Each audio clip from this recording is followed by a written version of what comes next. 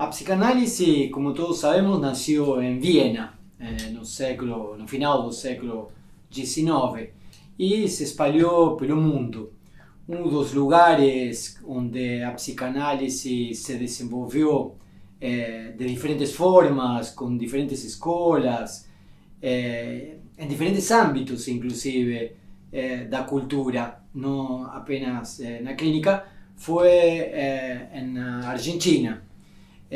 Para falar sobre psicanálise na Argentina, hoje vamos a conversar com Daniel Rubinstein. Eu sou Daniel Omar Pérez e este é o podcast de Psicanálise e Filosofia.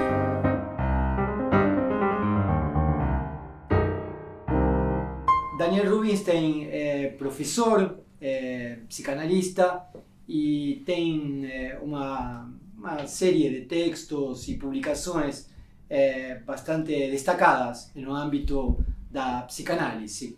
Por isso queremos conversar com Daniel sobre como é que a psicanálise de alguma forma chega à Argentina e por que toma tanta força, se isso foi desde o início ou foi em algum momento da história da psicanálise na Argentina. El psicoanálisis aparece en la Argentina con los que se fueron analistas que se fueron exiliando de la Alemania nazi, de Austria, y empezaron a llegar a la Argentina y empezaron a difundir el psicoanálisis. Entonces se creó, las fechas no me voy a acordar, creo que 1950 y un poquito, por ahí, pero me puedo llegar a equivocar en la historia, la primera asociación psicoanalítica argentina, con psicoanalistas médicos que venían de afuera y empezaron a formar acá a los psiquiatras, y el núcleo era siempre muy reducido. Si uno ve las fotos de esa época de APA, eran, supónganse, 20 personas, 25, de los cuales 18 eran hombres, 7 mujeres. Ángel Garma de APA es uno de los más conocidos, Raskowski, hay muchos nombres, Mary Langer también. Mary Langer, que vino exiliada, exactamente. Después pasó algo, Blecher, José Blecher, psicoanalistas que se empiezan a formar acá y se empieza a desarrollar muchísimo en Buenos Aires. Entonces, de todo el país, cuando empieza esta formación, empiezan a viajar a Buenos Aires para analizarse. Como antes se hacía con Freud, que iban de Londres a Viena o de Budapest a Viena a analizarse con él, ¿no? Ahora tenemos internet y con la pandemia se difundió mucho el análisis o las continuaciones de los análisis a través de la web, de Skype, de Zoom, de toda esa utilización. Bueno, antes viajaban, se establecían acá y se analizaban 4 veces por semana en Buenos Aires. Era el método freudiano, 50 minutos. 50 minutos, 4 veces por semana, y a partir del tercer año, si no me equivoco, tenían que tener una supervisión semanal y era todo pautado de ese modo, una supervisión semanal con otro que no sea el analista. Ese grupo empezó a crecer mucho y tuvo una particularidad, que se crea la Facultad de Psicología. Y entonces algunos de los psicoanalistas de APA empiezan a dar clases en la Facultad de Psicología. Y ya, yo soy psicólogo, soy doctor en psicología, pero en ese momento y durante muchísimos años, hasta el año, no me acuerdo, 80 y algo, si no me equivoco, estaba prohibido para los psicólogos ejercer el psicoanálisis, solo lo podían ejercer los médicos. Hasta la década del 80. Estoy casi seguro de eso, que la ley era una ley restrictiva, eso después lo se puede corregir en el video, ¿no? Sí. Y buscarlo como historia, sí, es muy interesante. O sea que cuando yo me recibí, practicaba el psicoanálisis ilegalmente. Se sabía que los psicólogos, muchos, practicábamos el psicoanálisis. Y encima en ese momento empezó el lacanismo con Mazota, empezó a tomar cuerpo y difundirse. ¿Mazota cuándo comienza a difundir? Mazota en el 60 y algo, fines del 60 y algo. En el 75, 74, Mazota se va a vivir a España y crea una escuela en Barcelona y se empieza a difundir muchísimo el psicoanálisis. Estaba muy reducido, no había lacanismo allá. Acá entonces tenemos la APA, tenemos la Facultad de Psicología, que los egresados de la Facultad de Psicología empezamos a ejercer el psicoanálisis de modo ilegal en ese momento, pero estudiando con los de APA, analizándose con los de APA, supervisando con los de APA, porque no había nada fuera de APA. Que eran psiquiatras en general. Algunos eran psiquiatras, otros solo eran médicos. Solamente había que tener el título de médico. Es como si jamás ellos hubieran leído Análisis Profano de Freud. En Análisis Profano, ¿pueden los legos ejercer el psicoanálisis? Sí, pueden. Si se analizan, decía Freud.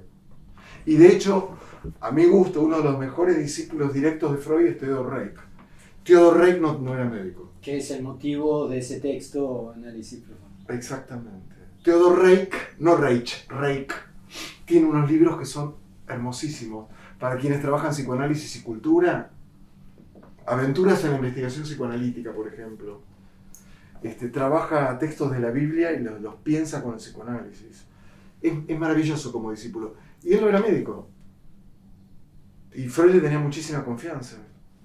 Entonces, aquí lo que empieza a suceder es lo siguiente. En la Facultad de Psicología de Buenos Aires, y después se van creando en Rosario, en Tucumán, en Córdoba, otra Facultad de Psicología, se empieza a difundir el psicoanálisis. Y a la gente le empieza a gustar mucho. ¿Por qué característica? No sé, muy ligado a la cultura. ¿Tenés alguna hipótesis? No, muy ligada al arte. Estas son mis hipótesis de pensamiento rápido. Muy ligada al arte, a los artistas, a los escritores, a los sociólogos. Muchos de los primeros psicoanalistas no eran psicólogos tampoco. Algunos eran médicos, otros psicólogos, y otros, como el director de la revista Conjetural, sociólogos. ¿Quién dirigía? Hinkis la sigue dirigiendo, Jorge Hinkis. No tiene título de psicólogo. Bueno, Juan Ritvo no tiene título de psicólogo, es filósofo. Y él no pudo hacer el doctorado en psicología. Él fue mi director de tesis para la tesis de doctorado, pero él a su vez no era doctor. Entonces tuve que esperar 2 años de trámites burocráticos para que aprueben que él pudiera ser, no siendo doctor, director de una tesis de doctorado.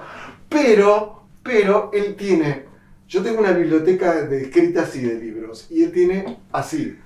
Entonces, acá se dice méritos suficientes. Bueno, tiene más que méritos suficientes que los doctores de la facultad. Bueno, fue muy divertido esperar, y escuchando los argumentos que fueron todos banales, se caían los argumentos porque, bueno. La APA se separa en 2 grupos. ¿En qué año es, más o menos? Los años no. Primero tiene una crisis muy fuerte la APA. 2 grupos se separan. En el año 70, por ahí, que son Plataforma y Documento. Son 2 grupos que cuestionan la institución en su burocracia. A esto que les decía que sí o sí hay que estar 4 sesiones semanales, si no, no, 50 minutos. Sí o sí hay que supervisar, sí o sí hay que dar clases o recibir la formación ahí adentro. Bueno, empiezan a cuestionar con argumentos también desde la izquierda. Piensan que en los años 70 la Argentina era un hervidero político. Era tremendo. La guerrilla, los grupos de izquierda, los grupos sindicales, políticos, las revistas de izquierda, las revistas de pensamiento progresista. Ese grupo queda muy influenciado y se separa de APA. Después se disuelven. No tienen, tal vez después de la dictadura se disolvieron. Después APA, después de la dictadura, se divide en APDEVA y APA, Asociación Psicoanalítica de Buenos Aires solamente. Y se lleva un grupo muy importante de analistas, muy importante. Entonces, supónganse, en un momento APA tenía 1000, no sé cómo llamarlos, afiliados, anotados, miembros. y Abdeva 300. Ajá. Pero Abdeva también tenía mucha fuerza y tuvo apoyo de la Internacional Psicoanalítica. Entonces, de hecho, Echegoyen, que era presidente de Abdeva, terminó siendo Echegoyen presidente de la Asociación Internacional. Y la APA, que era más fuerte, que es más fuerte todavía, tuvo también, creo, un presidente, pero en ese momento era Echegoyen, que era de Abdeva, ¿se entiende? Esos grupos siguen existiendo, Abdeva y APA más importante, Abdeva también importante. En el mundo psi, lacaniano, no se registra que eso existe. Quiere decir que hay un mundo de analizantes, de psicoanalistas, de trabajos, de revistas, de producción, fuera del lacanismo, que sigue vigente, dentro del psicoanálisis. Porque si no, perdemos esto, me parece que es importante para ustedes, esto, para la historia del psicoanálisis actual. Es que se piensa el psicoanálisis lacaniano y se dice, bueno, la escuela de orientación lacaniana, 800 miembros, por ejemplo, más o menos.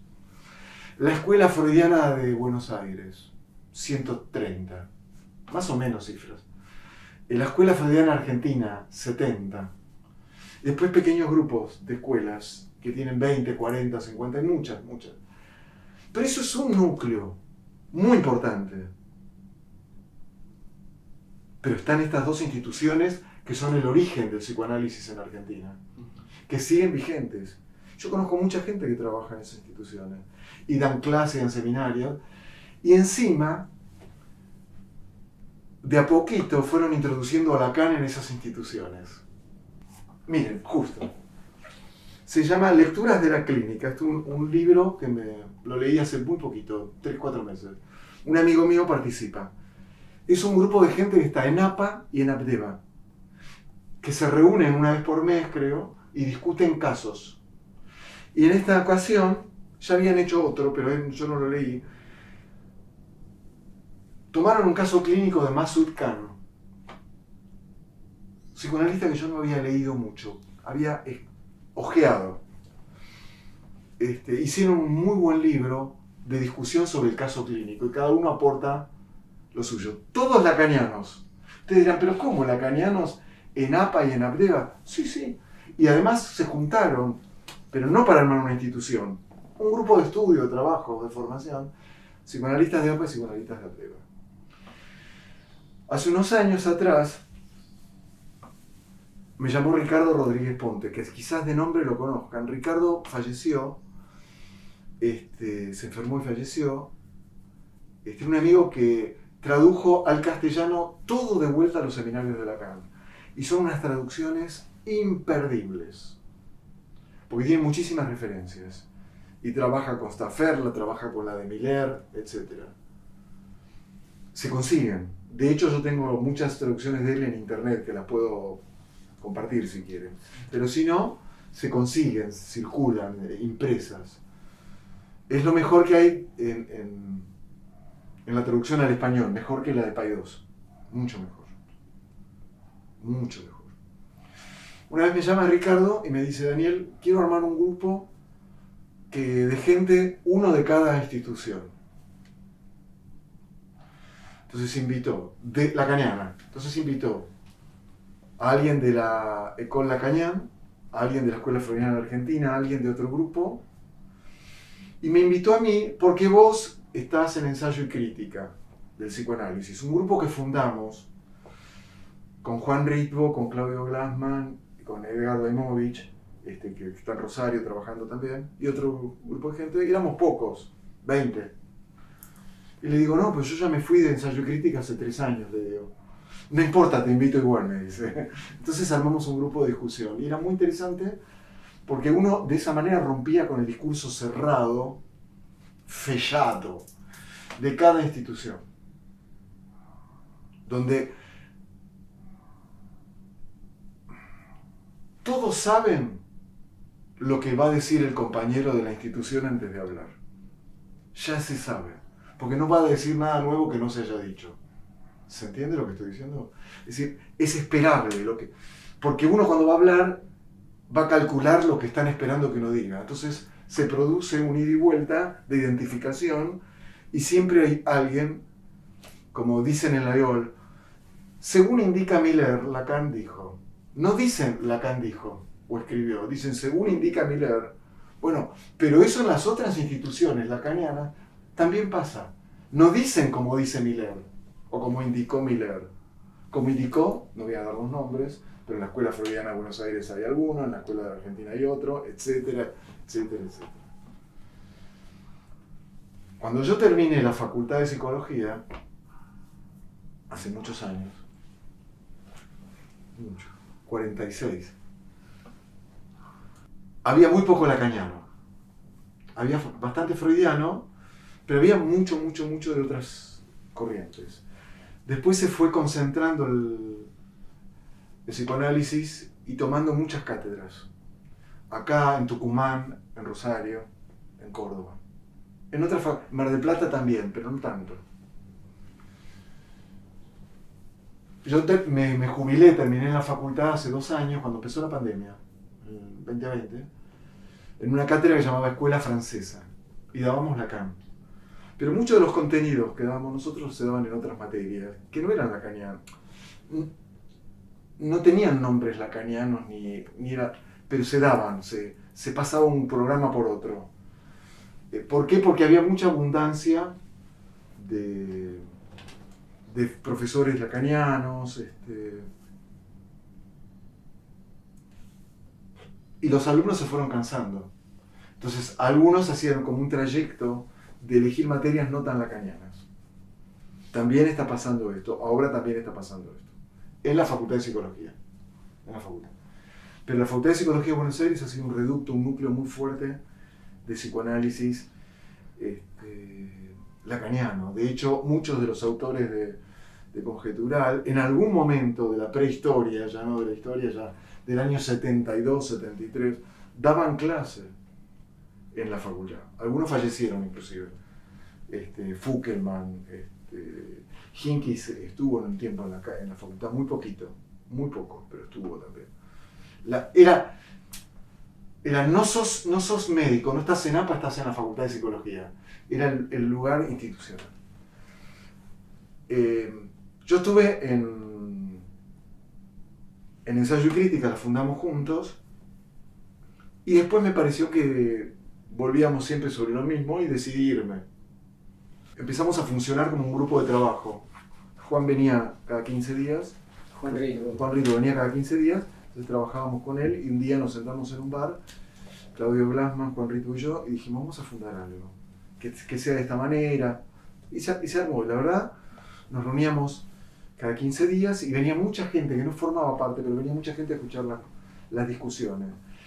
Y un mérito que tuvo ese grupo, además de sacar 1 o 2 libros, creo que 2 libros, tengo que fijar, es que se discutía mucho. No había palabra santa ni palabra sagrada, se discutía todo.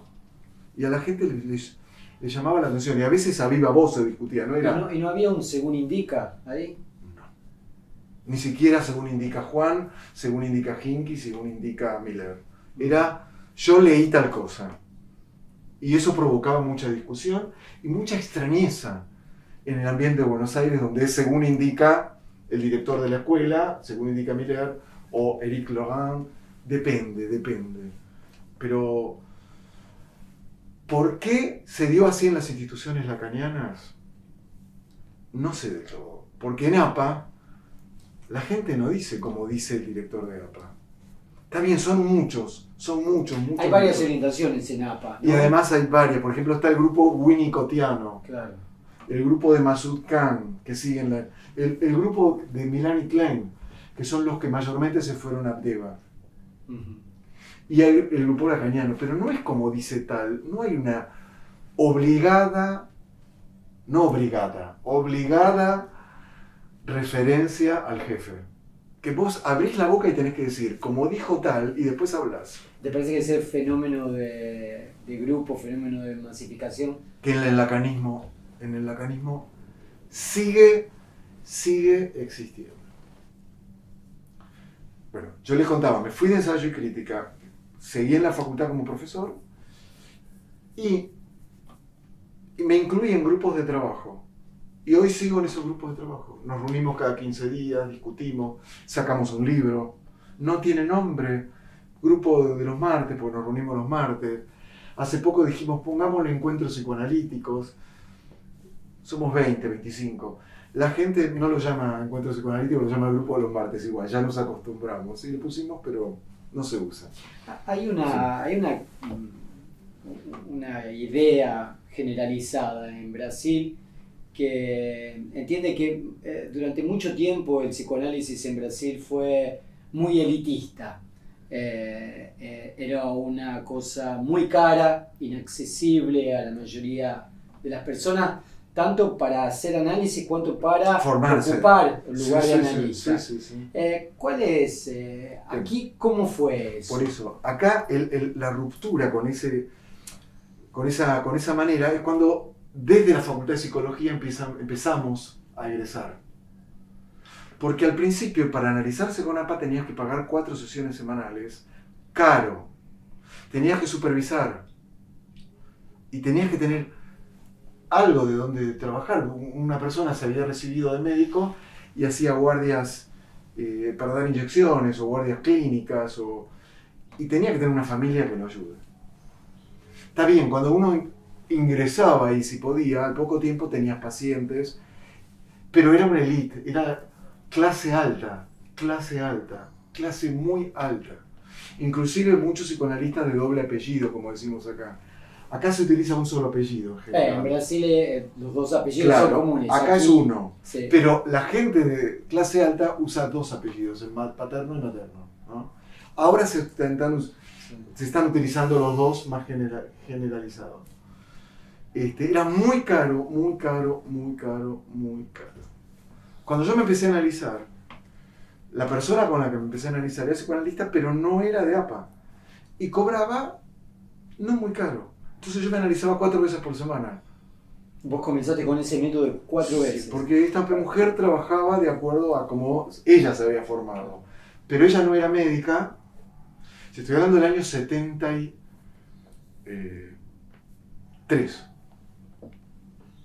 Año 73. 73. Yo me empecé a analizar en el año 73. Me analicé 5 años, 4 veces por semana. Y podía pagármelo, escuchen, con la mitad de mi salario. Eso era impensable. Con la mitad de mi salario yo me lo pagaba. Como vivía con mis padres, el resto era para los gastos. Hoy es imposible pensar eso en Buenos Aires. 4 veces por semana la mitad del salario. Hoy 4 veces por semana son 2 salarios, tal vez, o más. Entonces la gente viene 1 vez por semana o 2. Y algunos inclusive cada 15 días. Y dejó de ser tan elitista a partir de lo que les contaba de la expansión por la Facultad de Psicología. Porque ya no era 10 analistas que entraron a APA, hicieron el curso y lo terminaron. 20 analistas. Eran cientos de gente. No todos los que egresaban se dedicaban al psicoanálisis. Y no todos los que se dedicaban al psicoanálisis se dedicaban al lacanismo. Cuando yo termino, el lacanismo ya empezaba a difundirse mucho.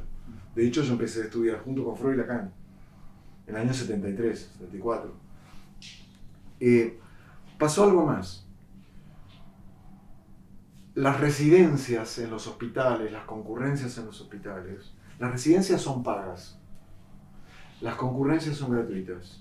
Es decir, si el puntaje no te alcanzó para entrar en la residencia, podés ser concurrente. ¿Qué quiere decir? En vez de ir todos los días, vas 3 veces por semana, menos horas, no te pagan, pero tenés formación, tenés posibilidad de atender pacientes, tenés cursos, tenés supervisiones. Eso en los hospitales todavía hoy se sigue haciendo, menos porque hay mucha restricción para las concurrencias. Pero calculen ustedes que entran 30 o 38, ¿no? Entre 30 y 40, no me acuerdo, residentes por año. La residencia dura 3-4 años. Se inscriben 1000, 1200 y entran 30. Y hacen su formación hospitalaria. De ahí salió lo de la revista Psicoanálisis Hospital. Entonces, ¿qué pasó? Que la gente empezó a ir a los hospitales a hacer tratamientos. ¿Los llamamos tratamientos psicoanalíticos? Esto es una discusión que que la revista esta se hizo cargo también. La revista se llama Psicoanálisis y el hospital. ¿Por qué? Porque en los hospitales hay tiempo prefijado. 3 meses, 6 meses, en algunos 1 año.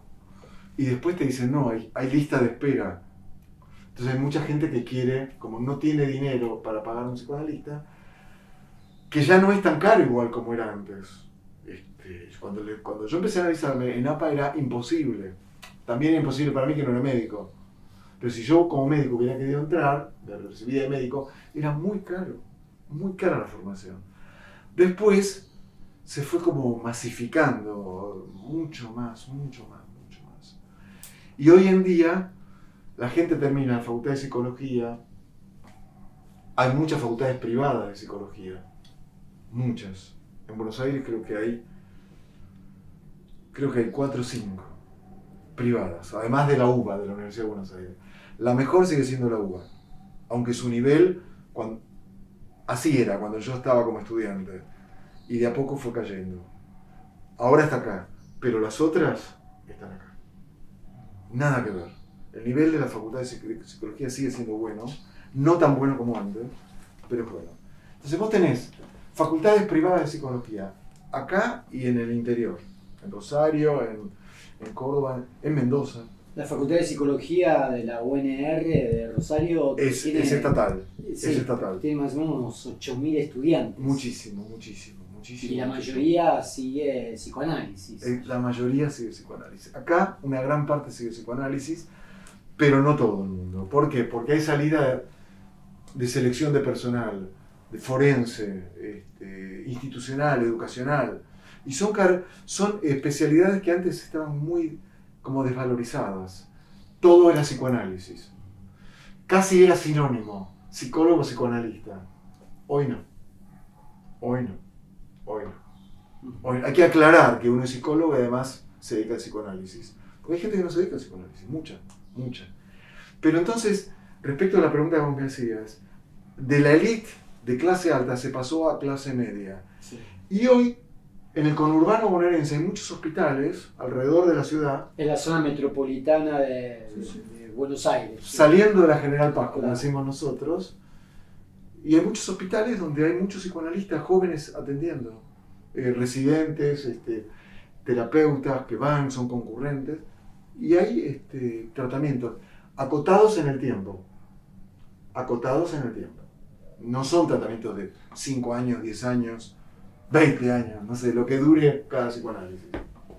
Duran meses. Pero bueno, es lo que hay y bienvenido que haya. Esa es mi idea, bienvenido que haya. Entonces la gente tiene acceso a la palabra, a ser escuchados, también en un hospital general.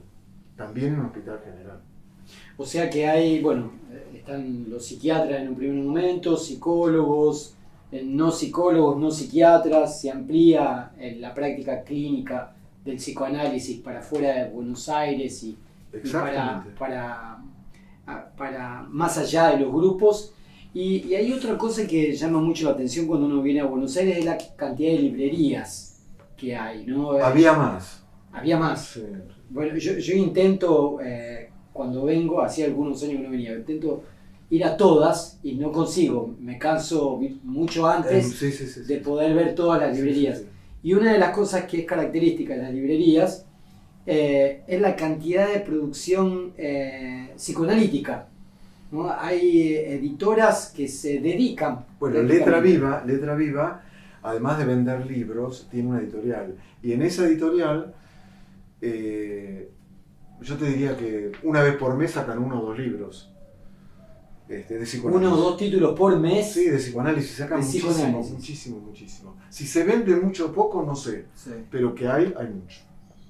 Lo que sí se vende mucho son los libros de Miller. Ya tiene un público cautivo de más de 1.500, 2.000 libros que vende. Ajá. Cuando lanza uno, enseguida se agota. Sí. Les voy a contar algo. Dentro de 2 semanas tengo que dar un seminario que me invitaron a una institución, una fundación que tiene muchas cosas, entre ellas fundamentalmente el psicoanálisis. Entonces me invitaron a dar 4 clases, un seminario. Tema de la angustia. El año pasado también lo di, entonces me llegó un libro de Colette Soler. Lo leí y me gustó una idea de todo el libro. 180 páginas, 170 páginas, dije, esta idea me gustó. Retomé. Dije, como dice Colette Soler en tal libro, no era brillante la idea, pero estaba bien armada. Respecto a la angustia, algo en relación a la angustia. No lo tengo ahora, lo tengo escrito en algún papel para dar el seminario. El otro día una amiga, colega, que hizo su formación en la EOL y va a la EOL, se compró un libro que se llama La angustia lacaniana, de Miller. Es un seminario que él dio hace muchos años y se volvió a editar. Entonces le pedí que me lo presten. Quería hojearlo nada más. Bueno, un fin de semana lo estuve mirando, al otro fin de semana también. Terminé de leer el libro y dije, ¿qué idea? ¿Qué idea puedo contarle a mis alumnos que puedo extraer? Ninguna. Me llamó mucho la atención. ¿Por qué? Porque yo lo leo sin prejuicio, en el sentido que no estoy de acuerdo con muchas de las cosas que él dice y hace. Pero yo lo leo a ver si tiene en este punto alguna idea que me sirva y decir, Miller dice esto, Miller dice tal otra cosa. Lo leí con el mejor ánimo, sin prejuicio. Le devolví el libro, me dijo, pero no marcaste nada. Yo le dije que cualquier cosa iba a marcar en lápiz. Luego me dice, no marcaste nada. No, le digo, no sé. Cuenta el seminario de Lacan, más o menos bien, pero cualquiera que haya leído el seminario de Lacan puede no leer este libro. Entonces a mí me parece que hay mucha producción, no de Miller solamente, de muchos, donde cuentan lo que dice Lacan. El tema me parece que es otro, es ¿qué decís vos de lo que dijo Lacan? ¿Qué decís vos de Freud? Y me pasó algo como profesor en la maestría, en Rosario. Les leía a los alumnos de la maestría, les leía un párrafo de Freud y no les decía que era de Freud. Y abrían los ojos así. Y decían, ¿de quién es esto? De Freud en tal texto. No lo habían leído. ¿Por qué? Porque también se acostumbraron a leer Lacan y no leer Freud.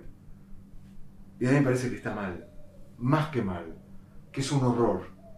A mí me parece que la lectura de Freud tiene que ser permanente en un analista, permanente. Y si sos kleiniano, bueno, Melanie Klein también, por supuesto. Y si sos winnicottiano, Freud y Winnicott. Y si sos lacaniano, mucho Lacan y mucho Freud. Y eso de Freud se perdió. Y les voy a decir algo que tengo como una idea, que es que en el marco de la EOL tampoco se lee tanto a Lacan, se lee más a Miller que a Lacan. O sea que así como se sustituyó a Freud con Lacan, en el marco de la EOL se sustituyó a Lacan con Miller o con Laurent. Y a mí me preocupa eso, porque son discursos muy vivos el de Freud y el de Lacan, y vale la pena volver todo el tiempo. Y me parece que no se está haciendo mucho eso.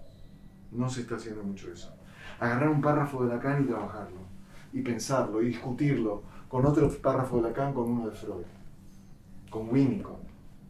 No sé, yo acá tengo un montón de libros de Winnicott, de Theodor Reik, tengo las obras completas de Melanie Klein. Me parece que un psicoanalista tiene que leer la producción psicoanalítica. O, salvo que piense, y está lleno de psicoanalistas que piensan así, que el que no es lacaniano no es psicoanalista. Escucharon esto porque es muy importante, como segregatorio, como un pensamiento de segregación. Si no es lacaniano, es segregatorio. Pero después el problema es que dentro de los lacanianos también hay segregación. Si es lacaniano, pero no está en esta escuela, no es... Y esto lo escuché. ¿Se entendió? Entonces se van autosegregando y van a quedar 2, 3, 1 o 5. Es una segregación múltiple. Una última pregunta. Dale.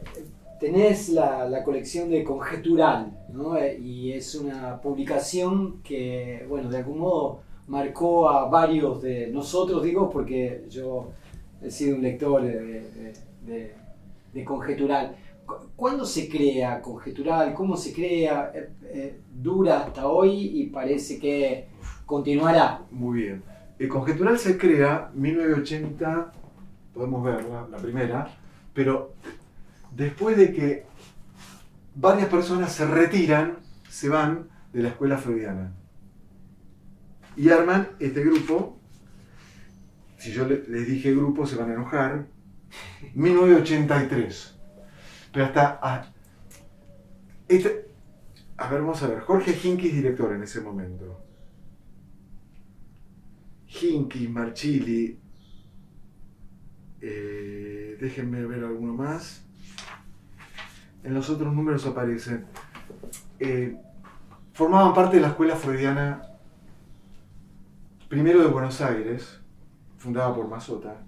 Después se divide y se llama Escuela Freudiana de la Argentina y se parte la escuela en dos. Y si ustedes pasan por la puerta de la Escuela Freudiana de la Argentina, dice fundada por Oscar Mazzotta. Pero la que fundó Oscar Mazzotta es la Escuela Freudiana de Buenos Aires. Lo que pasa es que él, desde España, dijo, váyanse, armen otra. Y se armó otra escuela. Hinckley estuvo en esa fundación, en la primera, en la segunda. Y después se va también de la escuela. Y arman esta revista. Y esta revista es amplia, es decir, yo he escrito 2 o 3 artículos. En el próximo va a salir un texto mío. En el próximo que sale en octubre. Salen 2 por año. Y es una excepción en la historia de las revistas que tenga casi 40 años, 39 años de historia. Y que siempre sacó 2 por año y lo cumplió. Salvo creo que el año de la pandemia que sacó 1 solo. El resto, 2 por año. Es muy difícil armar una revista, es muy costoso. Y una revista de psicoanálisis que dure tanto tiempo. No, la única que dura así es la de la APA, que sigue sacando una revista por año, si no me equivoco, una por año. Abdeva también tiene una revista. Lo que tiene esto es que no es una institución. Algunos dicen que no son una institución, pero son una institución. Entre ellos Juan Ritgo, Jorge Hinckley, Sarah Glassman, Luis Guzmán, que son los que más... Gruner, creo que... Gruner, que no es psicoanalista, no es psicoanalista, escribe muchísimo. Tiene una formación, Gruner, que es superlativa. Da gusto escucharlo hablar con él, leerlo. Bueno, hicieron toda una apuesta, que es, en vez de reunirnos a discutir como en las instituciones, o después, en vez de hacer el pase, no hablamos de ese tema, el pase. Sí. Ahora podemos hacer un paréntesis. Hagamos una revista donde la gente escriba. Y efectivamente, vos mandás un texto, lo que me ha pasado en uno, así como lo mandé, fue, y lo editaron, en otro de los textos, Hinckley me escribió diciéndome, te sugiero cambiar no sé qué cosa, pero no conceptual, sino el uso del nosotros, cómo estaba si decimos o digo, que en ese momento parece para la revista era importante, ahora ya no tanto. Y son abiertos a que uno escriba y se publica. Y es una revista que se difunde bastante en el psicoanálisis lacaniano. Bastante. Por supuesto que la gente de la EOL mayormente no la lee. No la lee porque son muy cerrados. Todo el mundo está cerrado sobre sí. Sobre el pase. Se implementa el pase. Y lo implementan no más de 5 instituciones en Argentina. 6, 4, 5. Que son las 2 escuelas, la Freudiana de Buenos Aires y la Argentina. Alguna que no sé cuál es, pero que también hay, porque lo escuché. Y por supuesto la EOL. Los psicoanalistas que no hemos hecho el pase, ¿no somos psicoanalistas? Hace 46 años que les contaba que empecé a estudiar psicoanálisis, que empecé a estudiar en la facultad. De la década del 70 que te haces análisis y hiciste tu análisis. Empecé a analizar en el año 73 o 72. Con este análisis que les contaba. Después hice otro análisis también, con alguien más ligado al lacanismo. En ese momento era alguien freudiano. Yo no hice el pase. No soy psicoanalista lacaniano. Para los que no hicimos el pase. Yo siempre me acuerdo que en la historia del movimiento psicoanalítico es un texto muy interesante de Freud. Lo deberían trabajar mucho para esta investigación que está en curso. si no me equivoco, estoy casi seguro que es ahí, Freud dice que él toma 2 parámetros para pensar si alguien está en el marco de su práctica en el psicoanálisis. Que tenga en cuenta la transferencia y la resistencia. Si alguien tiene en cuenta estos 2 parámetros, podemos hacer un dibujo así, todo lo que entra como 2 ejes cartesianos, X, Y, todo lo que entra acá es psicoanalista. Sea freudiano, sea lacaniano, sea winnicottiano. Que su práctica esté sostenida con conceptos que sea la transferencia y la resistencia. Es una frase muy dura de Freud que me parece... También, ¿se acuerdan ustedes cuando discute con Jung, creo que es en El hombre y los lobos, dice Freud, el oso polar y la ballena no hacen la guerra porque cada uno va por territorios separados. Así que hay gente con la que no voy a discutir porque ya está fuera del psicoanálisis. No sé si se acuerdan de esa frase. Es durísima. Entonces, para él Jung queda fuera del psicoanálisis con su práctica. Entonces me parece a mí que para nosotros como analistas, es decir, bueno, no hice el pase. ¿Y qué pensás del pase? Y bueno, yo he leído los testimonios del pase, sobre todo los de Laigol, pero no solo los de Laigol, porque se difunden y están en pequeños libros, chiquititos, 50 páginas, 40 páginas. A mí me parece lamentable. La mayoría de los testimonios que leí, lamentable. Es una aplicación de la teoría sobre uno mismo, como si se plegara la teoría sobre uno mismo y uno hace metalenguaje de lo que hizo. A mí me parece que hay imponderables y hay puntos de un análisis que no se pueden ni siquiera decir, pero no por vergüenza, sino porque son indecibles, porque uno sabe que por ahí pasó algo y no sabe bien qué pasó. Dirán, no, pero hay que nombrarlo. Sí, sí, asintóticamente, sin llegar nunca a decirlo. Entonces, cuando uno habla sobre su análisis, me parece que la escena donde uno cuenta al jurado, etc., yo no la suscribo. Me parece en el límite de la obscenidad, y las conclusiones de eso es que ya se sabe, como en los jurados de la facultad en los concursos, si va a ser aceptado el pase o no. Depende con quién se haya analizado. ¿Ahora se entendió cómo terminó? En la facultad vos sabés quién va a ganar. Casi siempre. En un concurso. Casi siempre, no siempre, hay imponderables. Cuando yo me presenté al concurso, no se sabía que iba a ganar. Y gané. Porque los otros dos estuvieron muy mal. Demasiado mal. Yo no estuve tan bien. Ellos estuvieron muy mal. Como decía el general Perón. Yo no soy peronista, ¿no? Pero el general Perón tiene una frase que son maravillosas. Decía, no es que los peronistas seamos buenos, es que los demás son muy malos. Bueno, en el concurso pasó eso. Muchísimas gracias, pero antes de terminar, ya que vos hablaste del pase, hay otro elemento que se articula con eso, que es el final de análisis. O sea, bueno, si el pase, que sería la tentativa, como vos lo definiste, de aplicar la teoría al propio análisis y hacer un metalenguaje, intentaría nombrar algo que es de la orden de lo inabarcable. El final de análisis. Un final de análisis es cuando un paciente analizante se levanta del diván después de haber dicho algo y dice, hoy es la última sesión. Punto. Antes de este concepto, cuando alguien decía, voy a terminar el análisis, desde el diván, el analista decía, vamos a trabajar la separación. Y estaban meses y a veces años trabajando el duelo por la futura separación. Hoy yo entiendo que el final de análisis, después de haber leído a Lacan, de haber pensado, de haber leído esto que decía de los testimonios del pase, es que el analizante dice, terminé mi análisis. Y uno le dice, suerte, que le vaya bien. ¿Quién decide el final de análisis? El analizante.